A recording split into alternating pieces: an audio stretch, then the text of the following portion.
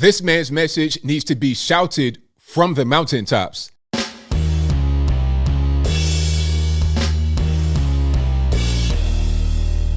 How's everybody doing? My name is Anthony Brian Logan, and today we got to talk about DC Police Chief Robert Contee destroying not only the criminals in the city, but also the soft leadership who are contributing to the problem.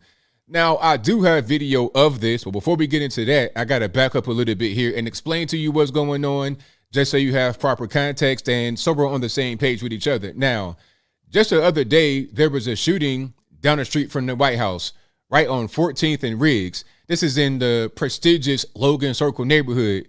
You go out there, you got guys with mullets and pink and green and blue hair, a lot of Black Lives Matter stickers everywhere.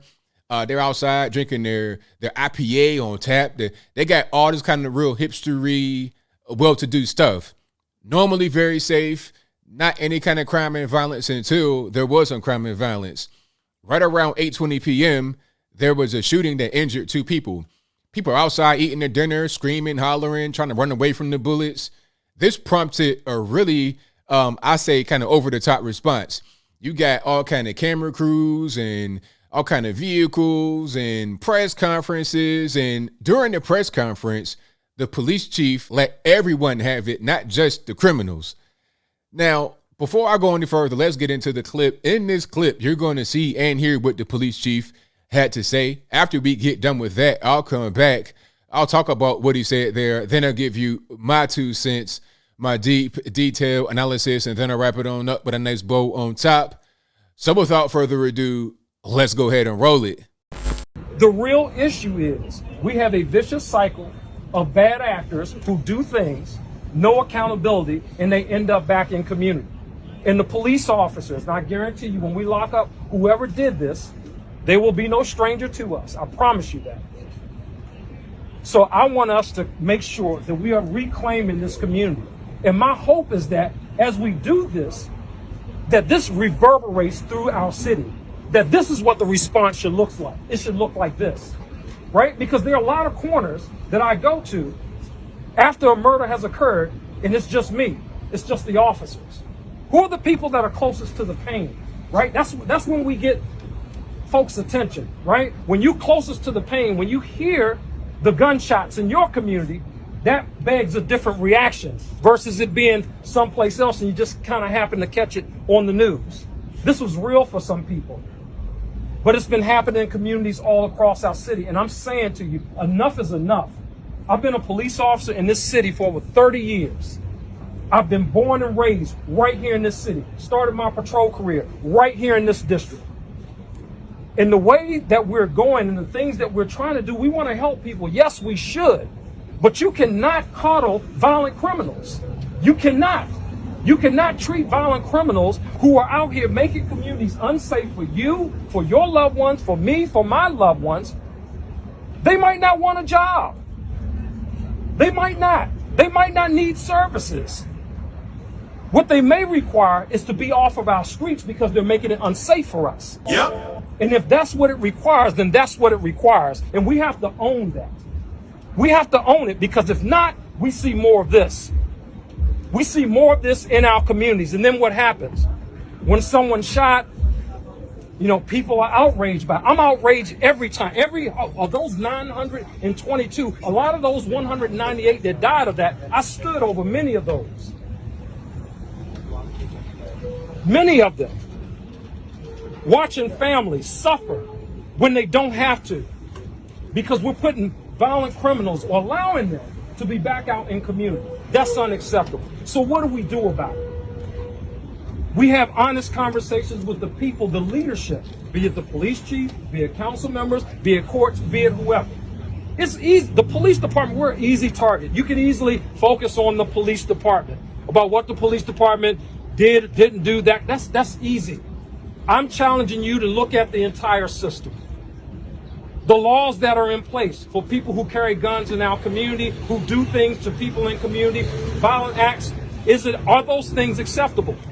Are they acceptable? And if whatever you say is acceptable, it's my responsibility to enforce that. That's my job, to respond to those things that the community say, this is what the standard is. If some people knew what the standard is, what the outcome is on the other end of some of these cases, it would blow your mind. Why is it that a guy who murdered somebody is out in community after having been arrested 2 or 3 months prior with a firearm? What do we think he was going to do? The recidivism rate for violent offenders is the highest that we've seen anywhere. 87%, I think, in that area for people who carry guns. They use them.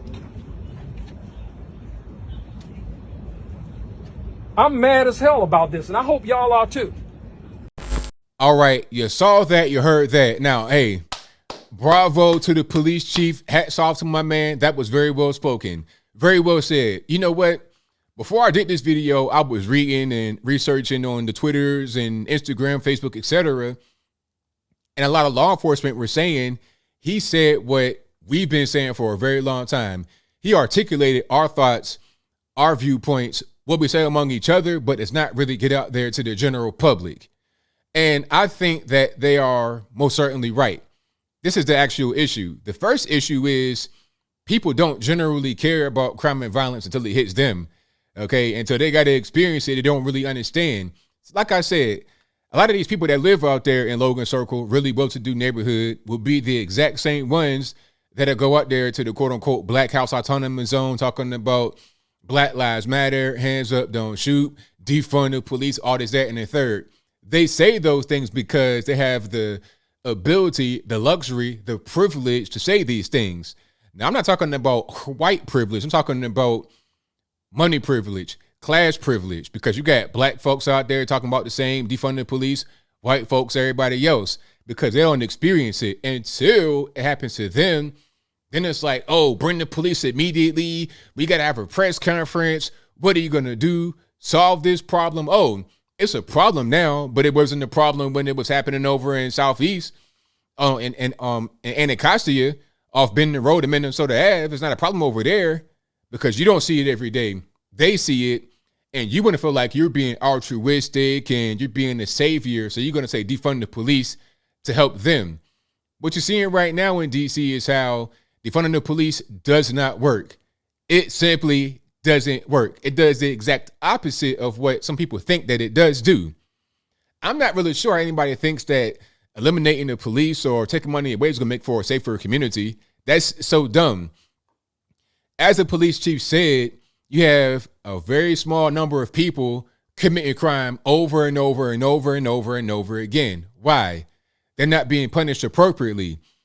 Prosecutors, judges, mayors, city council, everybody else, they're not being punished appropriately. If you get arrested for slinging some crack or heroin or something like that right on U Street in DC, and the pistol is totally illegal, it wasn't bought properly, you can't have guns in DC anyway, you got all that going on, it is let free because my COVID, because I'm not really sure why, because of social justice or whatever the case. You think they're going to not come back and do the exact same crime over and over? Is it about trying to get bread, AOC? Or do you just have some people that are violent criminals and they need to be in a penitentiary? Maybe that's what it is. They don't need programs. They don't need jobs. They don't need money. They're trying to get money on their own. They're trying to just be thugs and criminals as they are. That's why I laugh when I hear some of these arguments talking about, oh, they need nighttime basketball and they need to have this criminal awareness program and mentors.